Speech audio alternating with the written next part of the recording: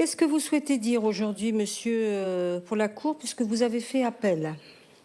J'ai fait appel pour la qualification des faits. C'est pas pour la peine en elle-même, c'est pour la qualification La des peine, elle vous voit bien.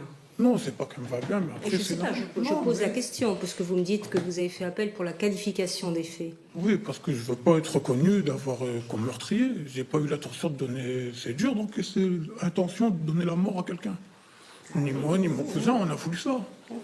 On n'a pas voulu ça, je vous confirme vraiment, j'ai toujours assumé mes erreurs. Toujours, j'ai un gros casier, oui, j'ai toujours assumé, j'ai jamais minimisé. J'ai toujours assumé mon rôle dans chaque histoire. Alors, quand on regarde, monsieur, votre parcours, on ne peut qu'être frappé par le crescendo, si je puis dire, l'augmentation de la gravité des faits au fur et à mesure de votre parcours. On est frappé également par votre problème d'addiction qui est très ancien, qui est très massif. Bon. Oui, je me suis soigné sur ça. Vous êtes soigné, tout va bien? Oui, mais sur l'alcool en détention, j'en vois pas. Est-ce qu'il a fallu attendre la mort de quelqu'un pour que vous preniez conscience que vous avez un problème d'alcool qui nécessite un suivi sérieux? Je savais que j'avais un problème, mais malheureusement, c'est cette histoire-là, oui, elle m'a refait mettre ma vie en question.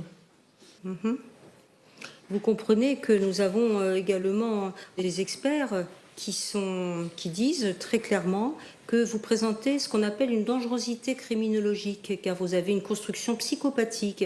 Et la construction de votre personnalité, en tout cas c'est ce que disent les experts, fait que vous n'êtes pas en capacité de gérer vos débordements et que tout au contraire, vous explosez à la faveur donc de situations violentes, ce qui peut inquiéter la Cour, vous en conviendrez.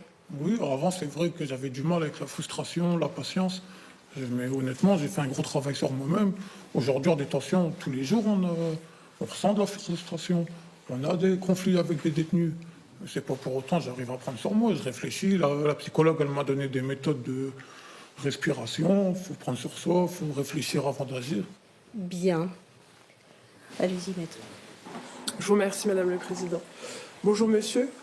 Pour les parties civiles que je représente aujourd'hui, c'est pas entendable d'entendre ce que vous dites. J'ai porté 5-6 coups maximum. Quand monsieur nous dit 5-6, puis 8-10, puis 1-2, vous comprenez qu'on est très loin de la réalité.